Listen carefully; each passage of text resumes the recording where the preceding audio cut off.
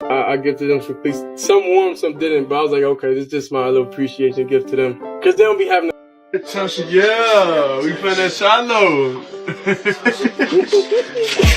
Yeah. Which one? Which one my daddy cleat should I wear?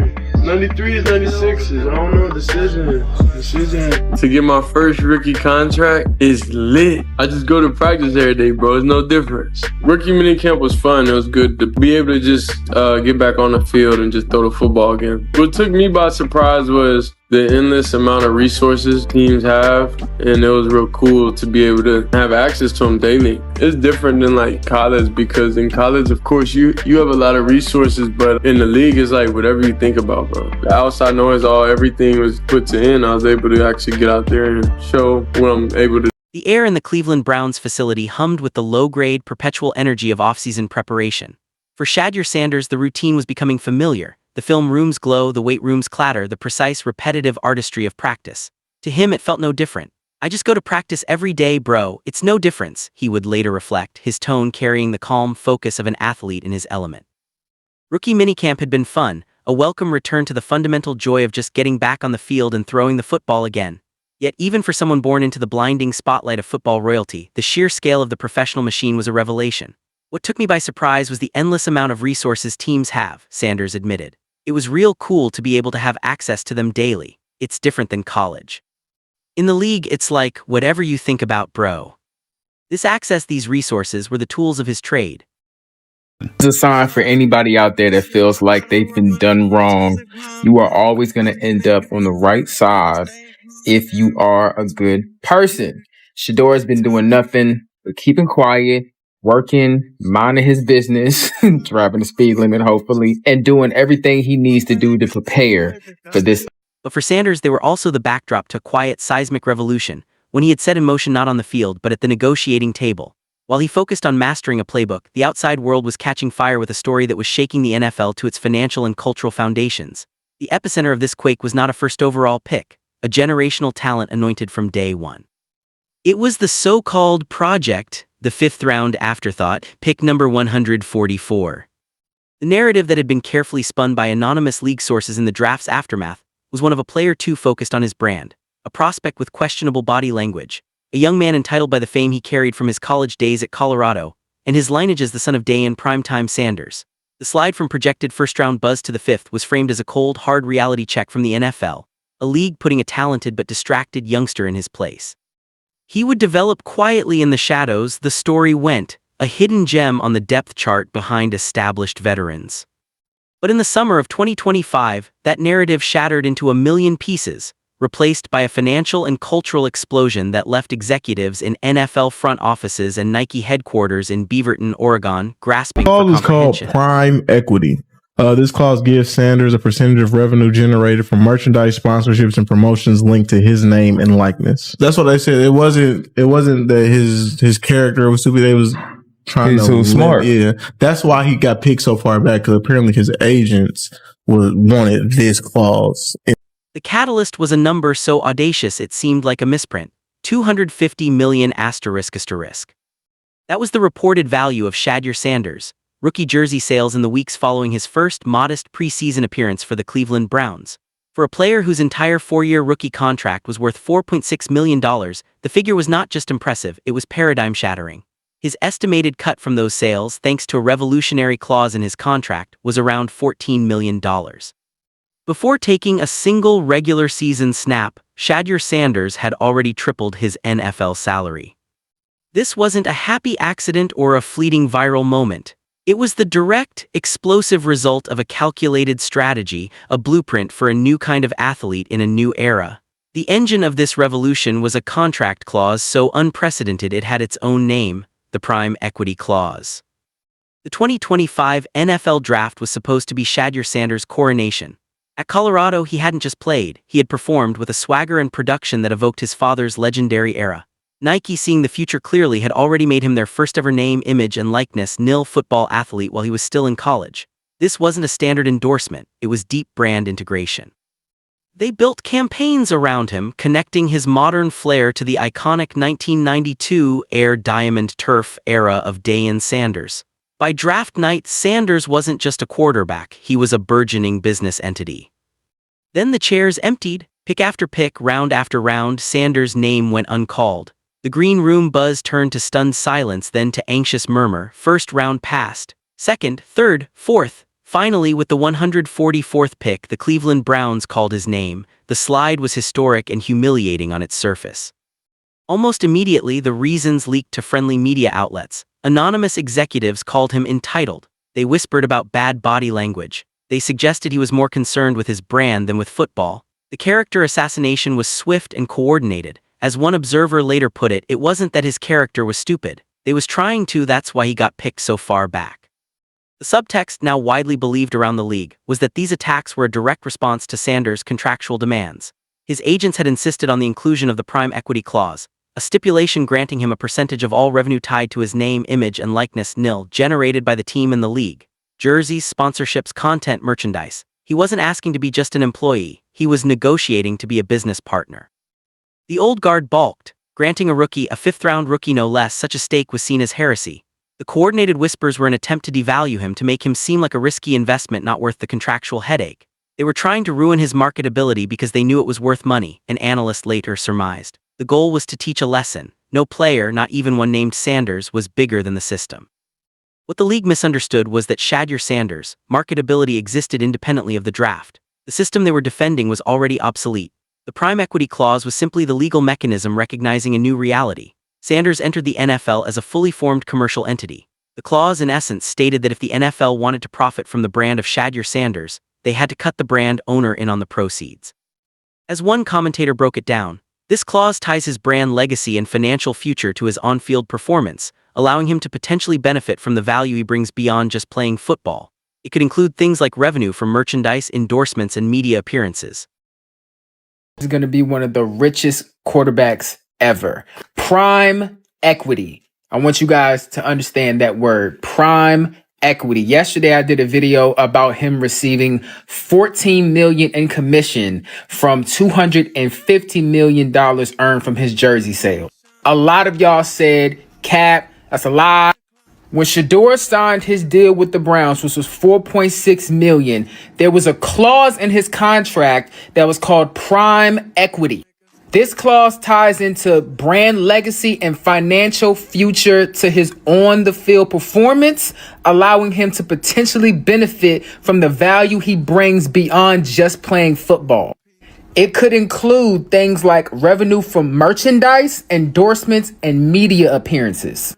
So this means because he came into the NFL already a brand, the NFL has to cut him a piece in order to access that. So y'all thought they were just trying to teach him a lesson because of his ego. It was because he was a brilliant business mind.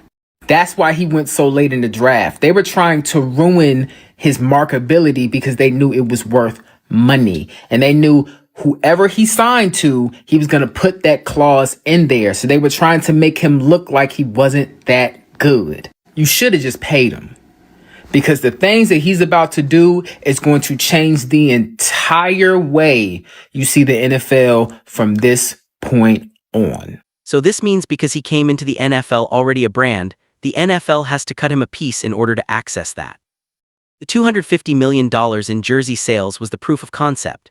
It was a market signal so deafening it could not be ignored. Sanders hadn't just sold jerseys, he had delivered the most jaw-dropping rookie merchandise run in modern NFL history, rivaling and even surpassing the commercial impact of his father in the early 90s. The clause transformed what would have been a massive league profit into a direct revenue stream for the player. The $14 million commission was not a bonus, it was his rightful share of the value he created. This structure sent a shockwave through front offices. If Sanders could secure this, what would stop the next transcendent college star, a quarterback with a massive YouTube following, a receiver with a fashion line from demanding the same? The balance of power held tightly by teams for decades was threatening to tilt. The clause wasn't just about money, it was about agency. While the NFL grumbled, Nike executed. They had seen the future in Colorado and were now building it in real time. The draft slide didn't deter them, it became a foundational part of their narrative. They broke months of social media silence specifically to spotlight Sanders. In the days before his preseason debut, they flooded platforms with custom content, exclusive cleats, special colorways of the Air DT Max 96, a direct nod to his father's era, highlight reels stamped with captions like "Only a matter of time." Then Sanders took the field against the Carolina Panthers. The performance was efficient, poised, and effective. 14 completions, 138 yards, 2 touchdowns. The project looked like a polished product. The doubts voiced in anonymous quotes vanished under the glare of tangible production. Almost instantly, Nike Football dropped an ad featuring Sanders' signature watch celebration. The caption was a mere 4 words, "Only a matter of time." It garnered nearly 200,000 likes and millions of impressions in 24 hours. The marketing was flawless, but the product rollout was strategic annihilation. Nike didn't just release a Sanders jersey, they launched an empire. A full apparel line hit the market simultaneously. Graphic tees $30.50, youth jerseys, women's cuts, premium authentic game jerseys pushing $175, and limited edition footwear at $200 a pair. They plastered his image on billboards worldwide, culminating in a Times Square takeover featuring his iconic watch pose. This wasn't a rookie promotion, it was global superstar treatment, engineered to move Sanders from athlete to cultural icon. Nike's bet was on longevity, not hype. Insiders reported a signature Sanders shoe line was already in development, with working names like LL2C and Proto 92 circulating. This level of investment for a rookie quarterback was unheard of. Nike wasn't renting Sanders' fame, they were building equity in his entire career and persona. They sold more than apparel, they sold belief. They sold the inevitability of Shedeur Sanders. With monumental success comes fierce backlash. The establishment, challenged by his very existence, sought more traditional levers to control the narrative. Earlier in the summer, Sanders had been cited for speeding 91 in a 65, then 101 in a 60. It was a mistake, a youthful error in judgment. But the media coverage was disproportionate and tinged with a moralizing tone not applied to veteran stars. Browns defensive leader Myles Garrett had a history of similar traffic citations without eliciting a fraction of the public hand-wringing. For Sanders, it was framed as proof of the immaturity and entitlement whispered about during the draft. The character attacks resurfaced, now dressed in the garb of concern. He was labeled arrogant, accused of blaming teammates. For an outspoken black athlete, these critiques carried a historical weight. The confidence and swagger praised in others often morphs into arrogance and a distraction for players like Sanders. He was expected to be grateful for his 5th-round slot, to keep his head down and to accept his place. Shedeur's response was silence. He offered no public meltdowns, no defensive social media threads. Shedeur has been doing nothing but keeping quiet, working, minding his business, driving the speed limit hopefully, an advocate noted. He let his work on the field and the staggering numbers in the marketplace do the talking. He compartmentalized the noise, focusing on the daily grind of practice, the endless resources now at his disposal. The outside noise, everything was put to end, he said. I was able to actually get out there and show what I'm able to do. Part V, the football crucible and the stakes of the future. Inside the Browns complex, the football reality was more prosaic but equally tense. Sanders was in a quarterback competition with veterans and fellow rookies. When preseason reps were distributed, his performance stood out, a 106 passer rating compared to a rookie competitor's 66 with an interception. The film, by many accounts, favored him. But NFL depth charts are dictated by more than preseason stats. Veteran status, investment, politics, and injury caution all play a role. A minor oblique injury, though deemed non-serious, served as a stark reminder of the fragility of an athlete's trajectory. One wrong step, one unlucky hit, and momentum can evaporate. This was the crucible Sanders had to navigate, performing under a microscope where every incompletion would be dissected as proof the hype was unwarranted, and every success would be used to sell another $1 million in merchandise. The financial stakes of his future are almost incomprehensible. Analysts began running the numbers. If Sanders takes care of business and develops into a top-tier NFL quarterback, his second contract could be historic. In 2028, he could make up to $350 to $420 million with up to $250 million guaranteed, one projection stated, accounting for the NFL's soaring salary cap and TV revenue. Combined with the revenue from his prime equity ventures and a record-breaking Nike extension reportedly already in the works, Sanders wasn't just looking at being a rich athlete. He was on a path to becoming one of the wealthiest figures in sports history, all because he refused to accept the outdated role of a passive employee. Shedeur Sanders now stands at the center of a maelstrom of his own making. He is simultaneously a 5th-round rookie fighting for a job and the focal point of a multi-$100 million business ecosystem. Fans are buying the vision. Nike is betting 9 figures on his future. Critics are lying in wait, hopping for a stumble to validate their worldview. Every snap he takes is more than a football play, it's a live test of a radical new model for athlete empowerment. This is no longer just a story about a quarterback, it is a referendum. If Shedeur Sanders succeeds, if he wins the starting job, wins games, and fulfills his potential, he becomes the ultimate blueprint. He will have proven that an athlete can command equity, control their commercial destiny, partner with brands as an equal, and still excel at the singular, demanding craft of NFL quarterbacking. He will have forced the league to catch up to the modern world. But if he fails, the establishment will pounce. Every anonymous quote from the draft will be repurposed as an "I told you so."